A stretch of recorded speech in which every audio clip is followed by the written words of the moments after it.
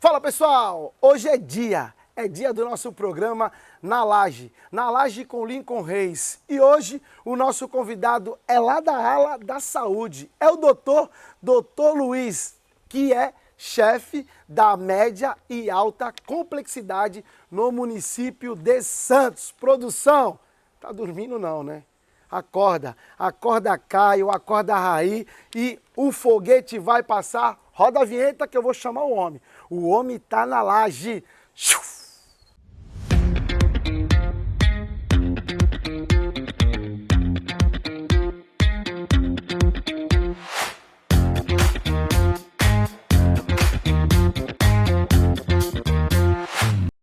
Obrigado por aceitar o nosso convite e estar aqui participando do nosso programa na laje aí. Obrigadão, meu irmão.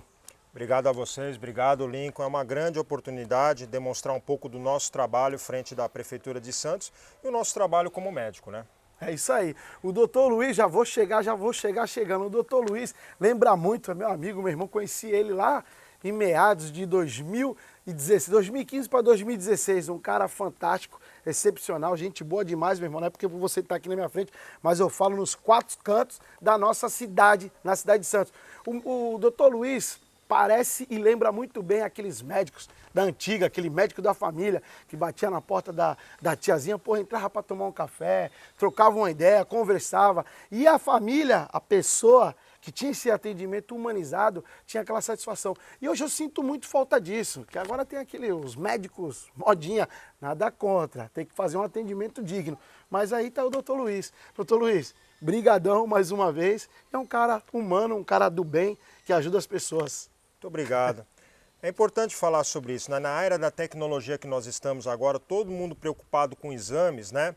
Um dos principais argumentos da medicina é a gente olhar o paciente, tocar o paciente, sentir o paciente, tá? Isso é importantíssimo para que ele tenha um atendimento humanizado. Então o exame é importante? Claro que é importante, mas o mais importante é a gente entender o que o paciente precisa e o que ele necessita. Bacana.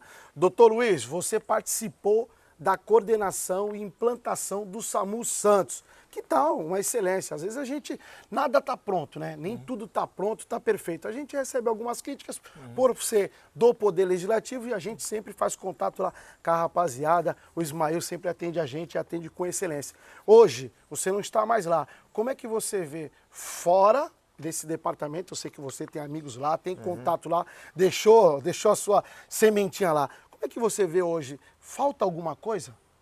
Sempre tem o que melhorar, né? É o que eu sempre falo, os serviços são feitos de saltos de qualidade. Quando nós criamos essa nova argumentação do SAMU, isso lá em 2017, nós demos um salto de qualidade. O que me orgulha muito sobre a administração hoje do Marcelo Ismael é que o SAMU vem dando saltos de qualidade. Como você bem disse, vereador, problemas acontecem, isso é fato, né? E o importante é que a gente está de prontidão para resolvê-los o mais rápido possível. É isso aí. Tem também o Betinho, nosso amigo. Doutor Betinho, gente boa demais. Mandar um abraço pro Betinho. Doutor Luiz, você não acha que o poder público não deveria fazer orientações, campanhas, para as pessoas entenderem como é que funciona o serviço de emergência? Sem dúvida, nós já vemos fazendo isso, temos que ampliar porque o uso consciente da ambulância é extremamente importante. Por exemplo, usar a ambulância, ligar para a ambulância, pedir para ela ir até o local para verificar uma pressão, isso a gente deveria evitar, né? As dúvidas podem ser tiradas com o médico durante a ligação 192 e não necessariamente a ambulância precisa ir até o local. Então é importantíssimo, isso parte de nós, e nós estamos ampliando essa comunicação junto à população, da utilização de forma racional do serviço, porque as ambulâncias têm que ser utilizadas para casos graves. Então, com certeza, nós temos que ampliar a comunicação com a população. E o bacana, doutor Luiz, que eu fui lá, na época que eu fui lá uns anos atrás, e até quem me acompanhou, fez o acompanhamento lá comigo, foi o Washington, se eu não me engano, o senhor, e mostrou todo o sistema, como é que funciona. Às vezes, a pessoa tem um acidente na rua, ela já de imediato liga para o SAMU e ela já está contando o que a pessoa está passando, só que ela não sabe que aquele primeiro atendimento é a localização, que depois vai para um médico para poder dar toda a atenção e solicitar a ambulância correta. Exato. Quando você liga 192, quem vai atender o seu telefonema é um atendente telefônico. E o mais importante nesse momento, pessoal, é o endereço da ocorrência, do acidente e um telefone de contato. É isso. Sem endereço e sem um telefone de contato, não tem como a gente ajudar. É simples assim. Conseguiu passar direitinho a localização exata da ocorrência e o telefone, aí sim a ligação vai para o médico. E o médico vai te auxiliar na medida do possível pelo telefone e enviar o recurso o mais rápido possível. Mas o mais importante, que não pode perder o foco, é um telefone de contato e endereço de ocorrência. É, porque acaba que a pessoa é transferida, depois do atendente, ela é transferida para o médico, aí o médico começa a fazer as perguntas devidas. Exato. E a pessoa que está do outro lado do telefone fica chateada, fica aborrecida porque não entendeu. Pô, já falei tudo pro outro médico, mas não sabe que tem aquele pré-atendimento que é sobre a localização. Exato. É isso. Então a gente precisa muito, que nem a gente estava falando sobre o poder público, trazer informação para as pessoas e como devem usar esse serviço de emergência, que é o deslocamento das ambulâncias, para que a gente não possa ter uma falha e estar salvando o principal, que é o nosso principal que Deus nos deu, que é as nossas vidas.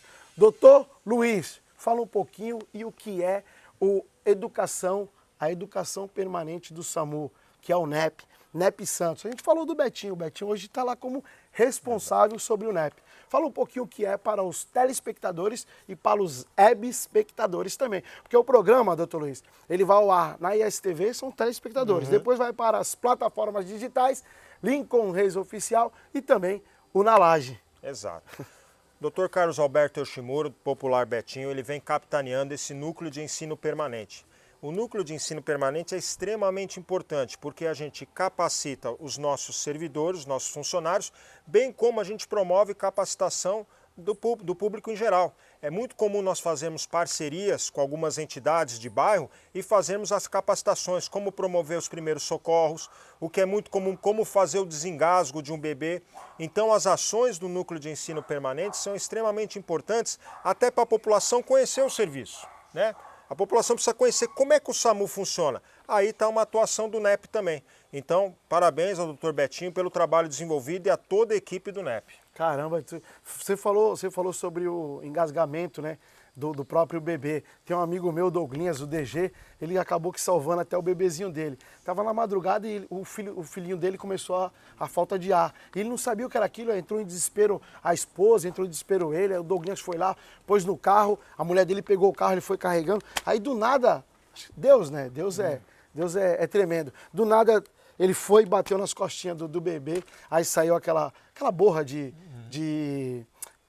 leite, né? Aquela borra de leite, ele voltou a respirar. Exato. Então é primordial ter o NEP e ter as pessoas capacitadas para poder ter esse salvamento. Sem Até dúvida mesmo em alguma. casa, né? Em casa, no serviço, na câmara, no trabalho, qualquer lugar. Tem que ter uma pessoa Tem assim. uma série de medidas que o nosso médico regulador, que é o médico que vai atender o telefone, que ele pode orientar a pessoa e ela consegue fazer ela mesma em casa. E não necessariamente precisa ser deslocada até um hospital, um pronto-socorro. Então, por isso que a atuação do NEP e do médico regulador é fundamental para isso. Com a pandemia, o que o senhor percebeu sobre o aumento no atendimento psiquiátrico? Aumentou essa procura? Como é que o senhor vê nesse segmento? Lincoln, a pandemia, infelizmente, trouxe inúmeras perdas para nós da população, né? Para todos, né? Todos nós perdemos entes queridos com a pandemia. Sim. Isso trouxe uma reflexão muito grande na população e acabou aflorando alguns distúrbios psiquiátricos já existentes, mas que estavam dormindo, a gente fala assim, né? Ou começaram a surgir na população. Então, só para você ter uma ideia, no SAMU nós tivemos um número de aumento de chamados expressivo em torno de 30%. Então isso demanda uma atenção diferenciada.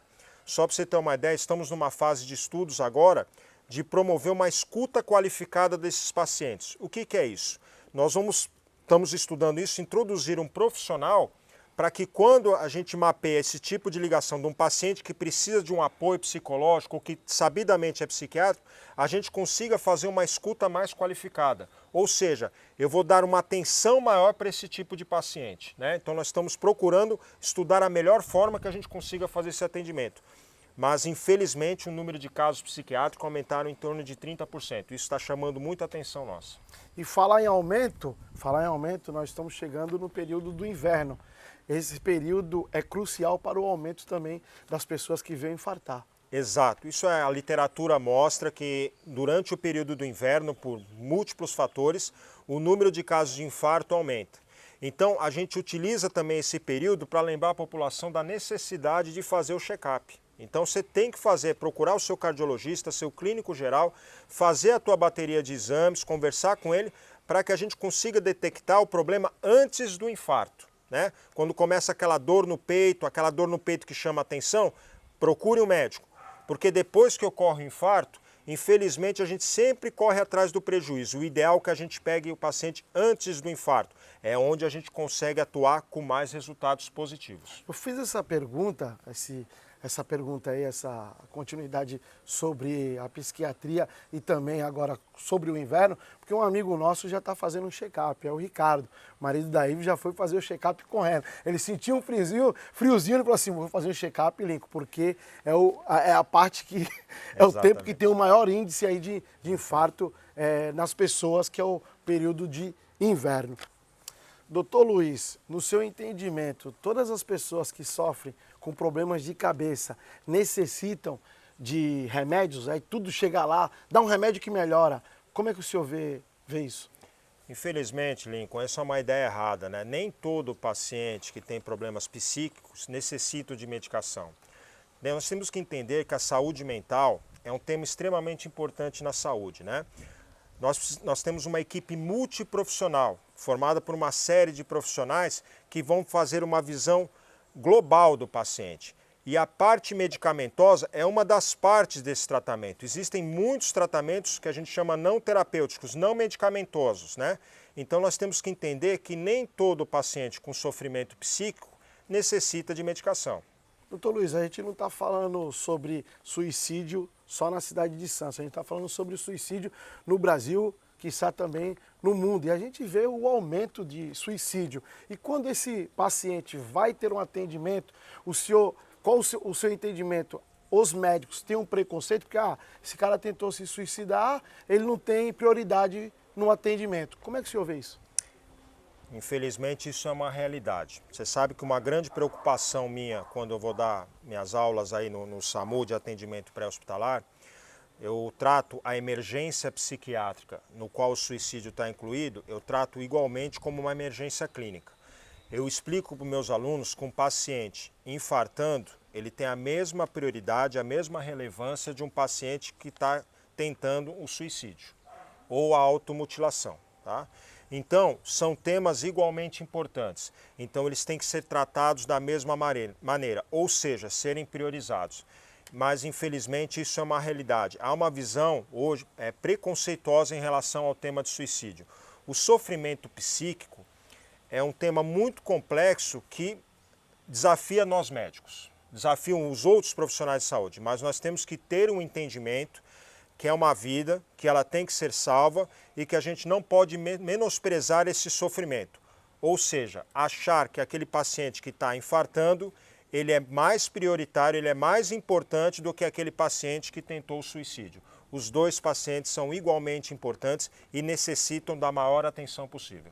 Necessitam do atendimento de imediato. Com certeza, não tenha dúvida. Doutor, a pessoa que se suicida, é bom a gente deixar claro aqui que a gente vai levar essa informação para todas as casas, todas as pessoas. A pessoa que se suicida, ela está doente, né? Então ela precisa de um atendimento igualitário, um atendimento igual a qualquer outro paciente que esteja sofrendo de algum outro tipo de doença, não é isso? Exatamente.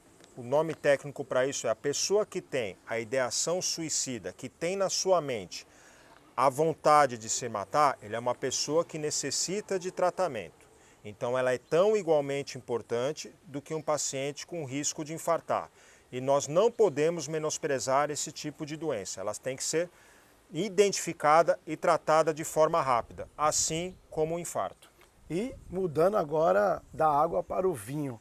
Muitas pessoas criticam o sistema SUS. Fala que não funciona o SUS. Como que o senhor vê isso? O SUS é o melhor programa que existe, eu não tenho a menor dúvida de falar nisso, tá? E vou explicar por quê. Porque ele é universal, ele não discrimina ninguém, ele atende todo mundo. Claro, por atender todo mundo e com quase todos os recursos disponíveis, ele tem os seus desafios, que é o problema de dinheiro, o problema financeiro, mas ele é um programa fantástico, não se discute a eficácia do SUS, tanto é que inúmeros países tentam copiar o nosso modelo, por causa da universalidade no atendimento. Nós não discriminamos ninguém, por isso que o SUS é um excelente programa. E o SUS, na pandemia, ajudou muito o plano de saúde aí. Tinha plano de saúde que não tinha leitos, tinha plano de saúde que resolveu até utilizar dos equipamentos públicos. É verdade ou não é, doutor? Não tem a menor dúvida, excelente lembrança, né? Só para você ter uma ideia, muitos convênios, planos de saúde não realizavam o teste de antígeno, o teste de Covid, e em nosso município, graças a Deus, a gente testou a grande maioria da população sem discriminação. Foi fantástico o enfrentamento. É isso aí, o pessoal esquece rápido, né, doutor? Esquece rápido. Mas quando estava com um familiar, quando estava com uma pessoa, a gente sabe que a gente atravessou um momento muito triste. Perdemos, como o senhor falou aqui no início do programa, perdemos amigos, perdemos colegas, perdemos pessoas da família, né? Uns entes queridos, por conta dessa pandemia. E naquele momento a pessoa tinha um mega, ultra, como é que fala? Plano de saúde, e o plano de saúde não fazia nem a testagem para o Covid. Tinha que o paciente pagando aquele dinheirão todo, tá indo para a UPA para fazer a testagem e depois ir para o seu plano de saúde, que também o seu plano de saúde não tinha nem leito para poder atender o paciente. Então a gente vê a importância que o SUS tem para o brasileiro. Eu falo isso porque tem um amigo meu que foi morar no Chile e ele teve um AVC. Vou citar o nome que é até chato. Ele foi fazer um trabalho lá e ele teve um AVC. Só que lá não tem o sistema SUS, né? Lá é plano de saúde. E acontece que o plano de saúde, ele foi ter o atendimento, teve o pronto atendimento, o plano de saúde lá só cobre 30%. Imagina, você tem um ente querido que está acamado, né? Precisa de todos os atendimentos. Ele vai ter o atendimento. Só que o plano de saúde só cobra 30% daquele custo. Se for 100 mil reais, 70 mil tu vai ter que pagar, negão. Tu vai ter que pagar. Então, a gente, antes de criticar, a gente tem que analisar os países ao redor do nosso Brasilzão. Então, o SUS tem uma eficácia, o SUS precisa ser potencializado ainda mais. Não é, doutor? Com certeza.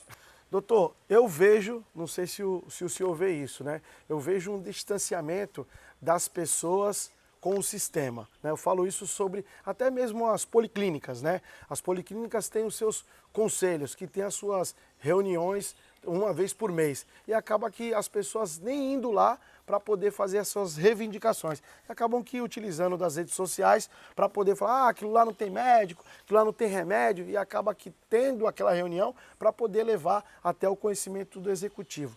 Qual o seu entendimento? Tem esse distanciamento das pessoas como eu tenho ou não? Porque o senhor participou também, né? Exato. Desse trabalho. Exato. É importante o que você está falando, Lincoln, pelo seguinte, o nosso secretário, Adriano Catapreta, ele capitaneou 32 eleições de conselhos municipais em 30 dias, junto ao Conselho Municipal de Saúde. O conselho local é extremamente importante, como você disse, porque ele atua junto da comunidade. Então, por exemplo, nós temos a policlínica aqui do Nova Sintra, tem o conselho local. Então, o conselho local ele sabe das demandas daquele território aqui do Nova Sintra. Então, é importantíssimo participar, porque cada território tem a sua necessidade. Existem as necessidades comuns, mas existem as particularidades. E os conselhos locais são importantes para mapear essas necessidades específicas. E na rede social é importante? Claro que é importante, pela velocidade da informação. Ninguém vai superar a rede social Em relação a isso. Mas não podemos deixar de nos ver, de conversar, de entender as dificuldades. Então, as reuniões mensais dos conselhos locais são extremamente importantes para você entender as dificuldades do gestor e também para o gestor entender as dificuldades dos munícipes. Então, isso é imperioso, é importantíssimo que participem dessas reuniões mensais. Todas essas reivindicações dos conselhos locais, essas informações, essas reivindicações, vai para o Conselho Municipal? Não tenha dúvida, é obrigatório, está no estatuto. Toda ata, que é o resumo da reunião que é feita, ela vai para o Conselho Municipal de Saúde e toda última terça-feira do mês é lida na plenária do Conselho Municipal de Saúde, que também é aberto ao público. Pessoal, é uma vez por mês, então a gente precisaria fazer esse esforço para comparecer nas reuniões do Conselho Municipal de Saúde, porque ali é onde o povo tem voz. E para entender isso bem claro, o gestor ele tem que ouvir e tem que propor soluções para aquele que está sendo exposto. Então é importantíssimo que a população participe. E o bom que o doutor Luiz fala sobre essa participação é muito válida, doutor, porque as pessoas levando as demandas, porque tu sabe que o ente público, a pessoa que está numa coordenação, que está responsável sobre aquela unidade, não tem um conhecimento lá da ponta, da pessoa que é atendida lá no final do Morro Santa Maria, lá no Chapadão do Cruzeiro, lá no Morro da Penha. Então, levando todas as reivindicações, ajudaria muito essa andar junto, né, com o Departamento de Saúde Municipal. Exatamente, Lincoln. Essa proximidade tem que existir até para que nós gestores tomamos as decisões corretas. Então é importantíssimo. Doutor, conta aqui pra gente como é que foi a experiência de estar do outro lado do balcão. Doutor Luiz, ele é cardiologista, mas recentemente ele fez uma bariátrica. Então a bariátrica dele teve que ser atendido por outro médico. Então ele esteve do outro lado do balcão. Como é que foi essa experiência, doutor? Importante você falar isso, foi uma experiência importante na minha vida. Óbvio que eu não gostaria de passar pelo procedimento, mas ele era necessário. A obesidade hoje é uma doença grave que acomete quase 40% da população brasileira. Então é uma doença de grande impacto na saúde pública do nosso país e do mundo também. Então, eu tive que passar por essa experiência porque é uma doença que eu sofro, ainda sofro dessa doença porque não há cura, né? A bariátrica é um mecanismo para você evitar danos maiores. Então eu sofro com essa doença desde os meus 15 anos de idade. Então há 32 anos eu sofro com essa doença. E é uma doença que aflige muitas pessoas. A bariátrica hoje é o último recurso, é quando eu esgoto todas as tentativas. Infelizmente eu esgotei todas as tentativas. Então foi necessário. Obviamente, eu ganhei mais qualidade de vida, consigo fazer minha corrida, consigo fazer meus esportes, mas eu tenho que tomar uma série de cuidados. Então, a indicação da cirurgia bariátrica, ela tem que ser bem necessária, bem apontada, porque senão você não tem todos os benefícios disso aí. E pelo fato de ser o paciente, realmente em alguns momentos não é fácil. Não é fácil, não pensa você que é fácil. O fato de você ir deitado numa maca, indo para o centro cirúrgico, ouvindo as pessoas falando ao seu redor, não é fácil. E eu fiquei nervoso, como todos. Ficou tenso, Fiquei tenso. Eu pedi assim, dá para me sedar logo, entendeu? Que eu não quero ver nada. Então é um momento realmente delicado. Isso é importante para eu, como médico, melhorar ainda mais o que a gente chama da relação médico-paciente.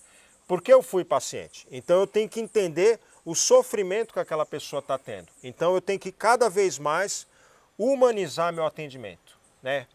Esquecer que a medicina não é só exames, é a relação, é o olhar, é o tocar, é o sentir e tentar que não resolva o problema, mas que você amenize o sofrimento daquela pessoa. Muito bom, o doutor Luiz aí passou por uma bariátrica. Eu queria que o senhor contasse aqui, que já até veio aqui na minha mente, as pessoas que utilizam do balãozinho. É um outro procedimento, também igualmente importante, necessário quando bem indicado, né? Ele é bem menos agressivo do que a cirurgia bariátrica. Introduz-se o balão, praticamente faz um mecanismo de barreira, a pessoa não consegue comer, então ela acaba emagrecendo porque não consegue comer. Ao mesmo tempo, durante o uso do balão, a pessoa tem que trabalhar a mente. Então ela tem que ter um acompanhamento psicológico, psiquiátrico, neurológico durante esse período. Porque senão, tirando o balão, voltam-se hábitos antigos e a pessoa volta a engordar. É o famoso efeito sanfona. É o famoso efeito sanfona. Doutor Luiz, o Edson Pipoca é um camarada, é o nosso parceiro, é o nosso amigo, o nosso irmão, que está lá na casa dele assistindo o nosso programa. Ele sempre idealizou todas as perguntas. Ele falou assim, cara, eu não estou achando o doutor Luiz aqui nas redes sociais. Ele falou assim, pergunta para ele se ele mudou ou não mudou a foto dele. Porque ele tem que mudar a foto dele, porque foi difícil te achar no Instagram. Tu mudou ou não mudou, doutor Luiz? Você sabe que esse é um grande defeito meu, uma dificuldade minha, né? Eu tenho que aprender, né? Nós temos que aprender porque as redes sociais são importantes e eu prometo que eu vou... Vai trocar? Vou trocar. Vai. Não é só isso, eu vou utilizar de forma mais frequente, né? Legal. Porque é uma dificuldade.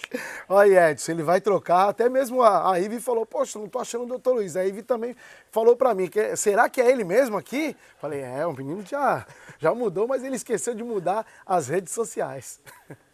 Doutor Luiz, muitas pessoas acham que o processo da própria operação da bariátrica é o fim, né? Mas no seu entendimento, como que o senhor vê isso? Eu acredito que não seja o fim, a pessoa tem que ter um processo e dar um andamento. Como é que o senhor vê isso? Porque o senhor está vivendo essa nova vida, né? Tem que ficar bem claro para as pessoas que a cirurgia bariátrica não é a cura da obesidade, não é a cura. É um procedimento agressivo até certo ponto, mas que é necessário para evitar que a pessoa adoeça de forma rápida. Então, é feito esse procedimento para que a pessoa mude o seu estilo de vida e aprenda a viver de melhor. Então, assim, é o meio, né? Não é o final. Então, a partir da cirurgia bariátrica, eu tenho que fazer toda uma mudança na minha programação e entender que o prazer não está somente na comida. Que hoje qual é o problema? A pessoa acha que o prazer está somente na comida e não é. Existem outras coisas que foram feitas para te dar prazer e não somente a comida. Então, é um mecanismo que a gente utiliza para dar qualidade de vida para o paciente e ele precisa aprender a viver de outra forma. Doutor Luiz, muito obrigado mais uma vez. A gente está chegando ao fim de mais um programa, o Na Laje. Gratidão sempre aí pelo senhor ter aceito estar participando aqui do nosso programa. Ô Lincoln, eu que agradeço a oportunidade, gostei bastante de participar. Obrigado a todos que assistiram ao nosso programa, que visualizaram, que ouviram de alguma forma. E estamos aí à disposição. Eu, como chefe de departamento, estarei em todas as reuniões do Conselho Municipal de Saúde. Estou lá para ouvir as queixas, os elogios e é nossa função como ente público estar atendendo a população. Bacana, doutor. Antes de terminar, vou chamar aqui a produção, a Ivy, para trazer sobre o FESET. Esse é o mês do FESET, que é o Festival de Cenas Teatrais no município de Santos, que é do meu amigo do Pedrinho, lá, Grande Pedro, né? Esse festival acontece do dia 15 ao dia 30 de junho. Então nós estamos aí no mês do festival do FESET. Tem a camiseta bacana aqui que o pessoal lá do festival mandou pra gente. Grande Pedrinho. Pedrinho, um beijo no teu coração. Parabéns por esse excelente trabalho. Agradecer as pessoas que sempre estão seguindo a gente. Mandar um grande beijo, um abração para o Júnior. Alô, Júnior do Vista ao Mar. Sempre está ajudando o Pipoca aí, Juninho. Bacana. Grande Juninho. Mandar um abraço também para a Noélia. A Noélia, ela faz um atendimento especial. Especial mesmo, lá na padaria Ponto Chique, junto com a rapaziada lá, que é o pessoal lá, o Valdir, tem o Simval, rapaziada nota 1000, lá da padaria Ponto Chique. Também deixar um abraço para o nosso eterno, sempre telespectador, o Giba. Alô, Giba, um forte abraço para ti, para o Luquinhas, para o Santiago, para o Denão e para a Conceição. A Conceição mora lá na Vila Progresso, ela sempre fala, Lincoln, manda um abraço aí pra gente, que a gente está sempre assistindo o programa Na Laje. O Romário, lá da Barraca de Verdura das Feiras Livres de Santos. Romário, tamo junto. Esse foi mais um programa Na Laje com Lincoln Reis.